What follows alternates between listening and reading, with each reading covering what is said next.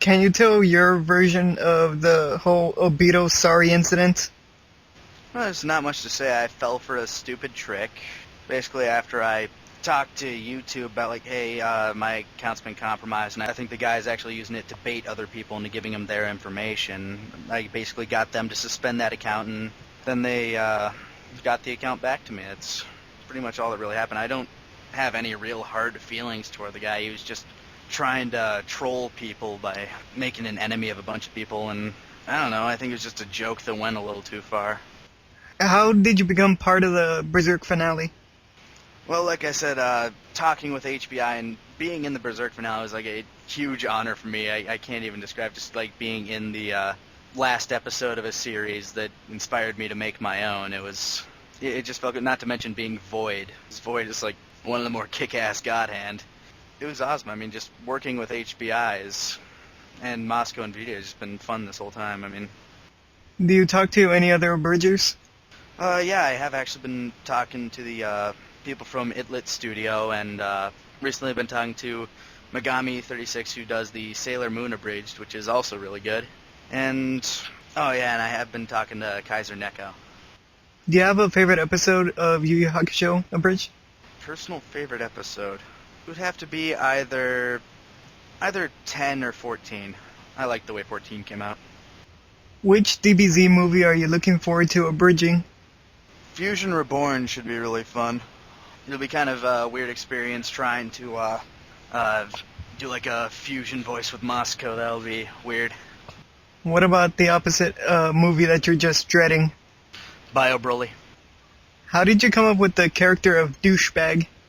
It was kind of a collaboration between me and Vegeta. Basically, we were going through the guys' names without like looking at like the actual video, and we're just saying, okay, vinegar, mustard, and I don't know, some douchebag. Then I just came up with the voice douchebag, and it just kind of stuck. Then I kind of developed like the mannerisms of the character from there, and it was basically the same deal with coaching.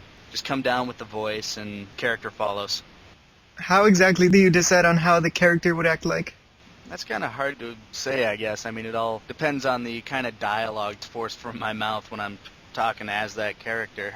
Usually their mannerisms develop around that, and the type of character they are just becomes that. Were some of the characters planned like Kibano and Shorin?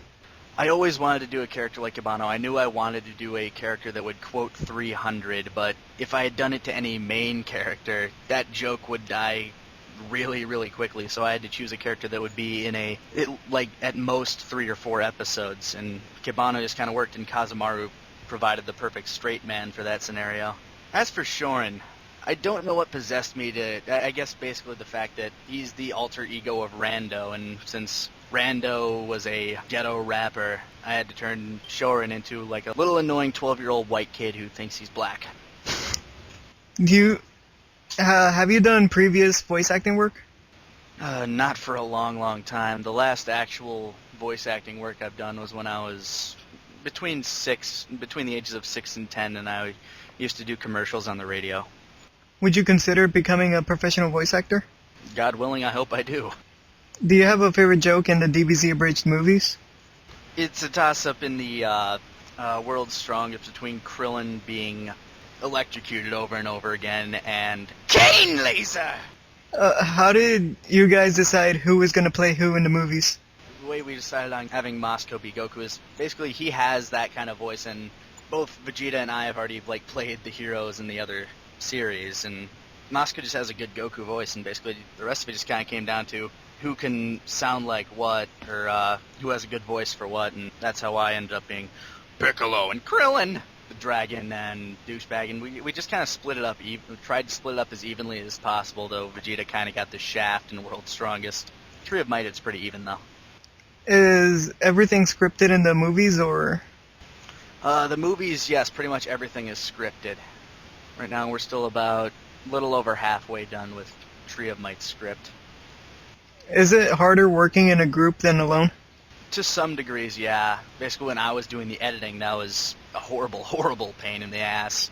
Mixing in all the various dialogue, waiting, like, in case, like, one of the takes came out wrong and they had to send them back, give a little coaching on that, and get the takes back, Yeah, it just took time, whereas working alone, if I really wanted to and really set myself down, I could put out an episode if I pulled an all-nighter. That is, of course, if I have like script all the way done and am just like completely inspired and my voice is 100%.